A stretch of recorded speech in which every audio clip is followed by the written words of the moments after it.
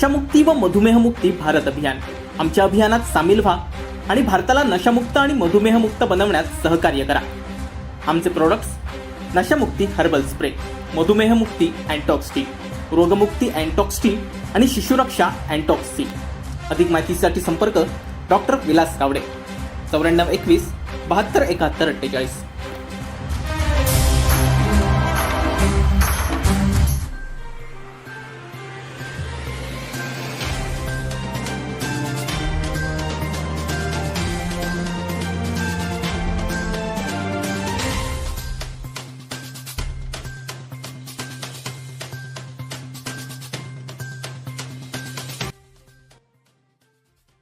शिवसेनेचे प्रवक्ते आणि खासदार संजय राऊत यांच्यावर कारवाई करत ईडीने रात्री उशिरा त्यांना अटक केली. पत्राचाळ गैरव्यवहार प्रकरणी ईडीकडून ही कारवाई करण्यात आली. दरम्यान ईडीने कारवाई करताना संजय राऊत यांच्या भांडूप येथील निवासस्थानी छापा टाकून सुमारे 11.5 लाखांची रोख रक्कम जप्त केली आहे. यातील 10 लाखांच्या रकमेवर एकनाथ शिंदे अयोध्या असा उल्लेख केल्याची माहिती समोर येते. यावर शिंदे गटाचे प्रवक्ते दीपक केसरकर यांनी बोलताना प्रतिक्रिया दिली.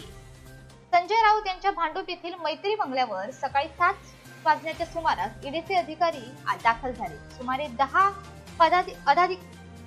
10 अधिकाऱ्यांच्या या पथकाबरोबर केंद्रीय राखीव पोलीस दल जवानही तैनात करण्यात आले होते. शिवाय दादर येथील गार्डन कोर्ट इमारतीतही ईडीकडून शोध मोहीम राबविण्यात आली. 9 तास सुरू असणाऱ्या या चौकशी आणि छापेमारी दरम्यान राऊत यांच्या घरी 11.5 लाखांची रोख रक्कम सापडली.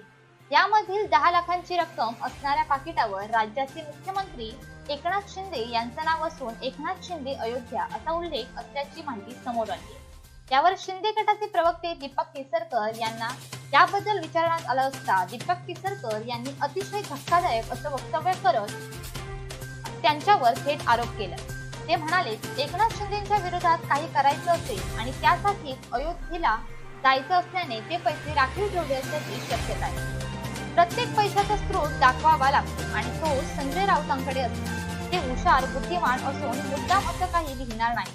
एकनाथ शिंदेचा याच्याशी काही संबंध नाही. आम्ही गुवाहाटीला गेलो तेव्हा आमदारांना पैसे दिल्याचा आरोप त्यांनी केला होता. त्यावर आम्ही त्यांना आमचं घर तपासून पहा, पैसे सापडणार नाही असं आवाहनही केलं होतं.